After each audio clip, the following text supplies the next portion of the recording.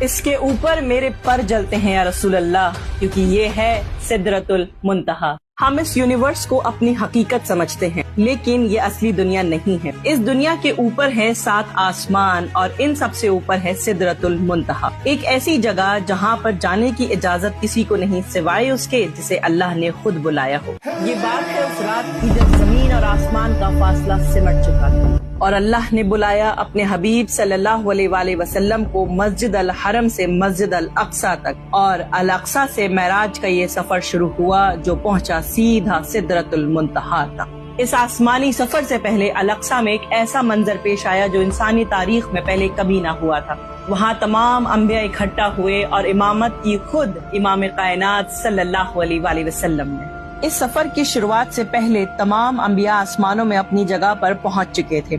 پھر آپ کے سفر کی شروعات ہوئی جبرائیل امین کے ساتھ میں، اور پہلے آسمان پر آپ کی ملاقات ہوئی آدم علیہ السلام سے، دوسرے پر عیسیٰ علیہ السلام اور یحییٰ علیہ السلام سے، تیسرے پر یوسف علیہ السلام سے، چوتھے پر ادریس علیہ السلام سے، پانچویں پر ہارون علیہ السلام سے، چھٹے پر موسیٰ علیہ السلام سے، اور ساتویں پر ملے ابراہیم علیہ السلام۔ پھر آپ آسمان کی اس آخری حد پر پہنچے جہاں علم، فرشتے اور مخلوق کی ساری حدیں ختم ہو جاتی ہیں۔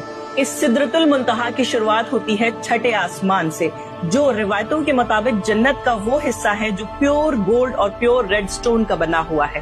اسی چھٹے آسمان پر موجود ہے سدرۃ المنتہا کی جڑیں، جس کی شاخائیں جاتی ہیں 7ویں آسمان پر، اور 7ویں آسمان پر موجود ہے سدرۃ المنتہا کا وہ عظیم درخت جس کے پتے ہاتھی کے کان سے بڑے ہیں اور پھل مٹکوں سے زیادہ وزنی۔ اور آپ نے فرمایا جب اس پر اللہ کا نور پڑا تو اس نے ایسے ایسے رنگ بدلے جو کسی آنکھ نے نہ دیکھے اور نہ اس دنیا میں کبھی نظر آئے، کیونکہ یہ رنگ اس دنیا کے اسپیکٹرم کا حصہ ہی نہیں ہے۔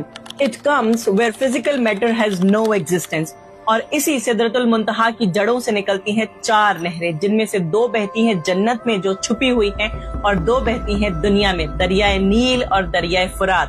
اب ان کا پانی آسمانوں میں کہاں سے آتا ہے یہ ہم دیکھ نہیں سکتے، کیونکہ سدرۃ المنتہا اس ڈائمنشن میں موجود ہے جہاں آنکھ کی نہیں، صرف اللہ کی اجازت کام آتی ہے۔ جانیں گے اگلے ویڈیو میں عرش کا وہ خزانہ جو آپ اپنے ساتھ زمین پر لائے۔